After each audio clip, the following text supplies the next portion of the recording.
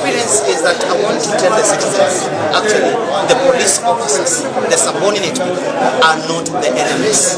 The enemies are people sitting somewhere, swinging with their seats, giving instructions and a lawful command to the officers. Officers, in this case, the police officers, are excellent and good people.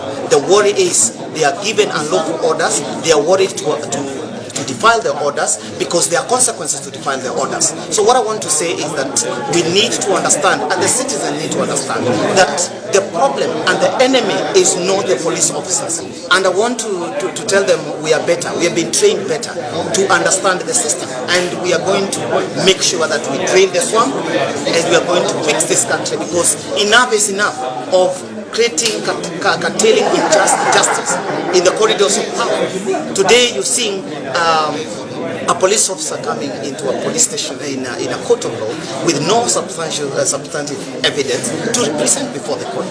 I actually myself went with the officers to the places very comfortably, and I told them if they were not satisfied, then they would tell me what they wanted to do.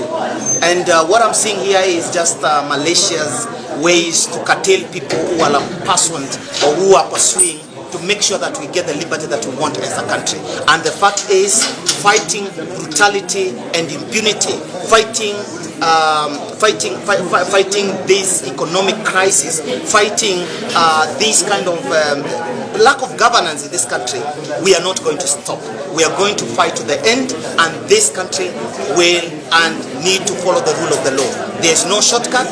That is what need to be done. And I want to challenge and to tell people who are giving orders, time is limited, and we are taking records, and we are not going to take it lightly. They will be presented before the court when we get the power, because we cannot expect a country to be run like a home of a person. We want a country that is run by the rule of the law, that a country that observes the constitution. Right now, matters are in court even about the elections that are supposed to take part next year, 11th August next year. Why? Because these people are sitting somewhere to subvert the constitution. They only follow the constitution and the law that suit them. My accusation here in court today, the state is aware, and I've been a state asset. So Dr. William Ruto, the president of this country, understands my capability as a person, where I worked in 2014 as one of the most elite person in this country in matters of security. So, having served in the capacity of ground force commander in this country, he understands the capability that we are able to do, and we are not going to let it go.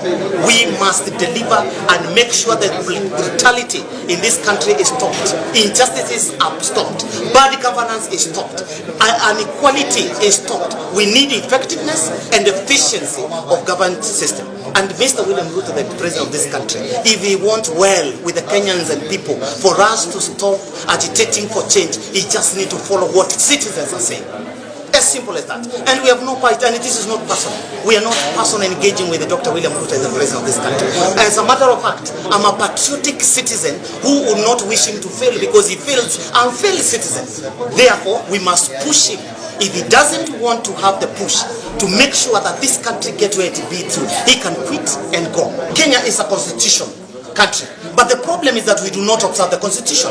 The problem, we do not observe the rule of the law. The problem, we do not even adhere to the provision of the law. So therefore, what happens, I do not even want to hear the government system or even the executive accusing young people of terrorism.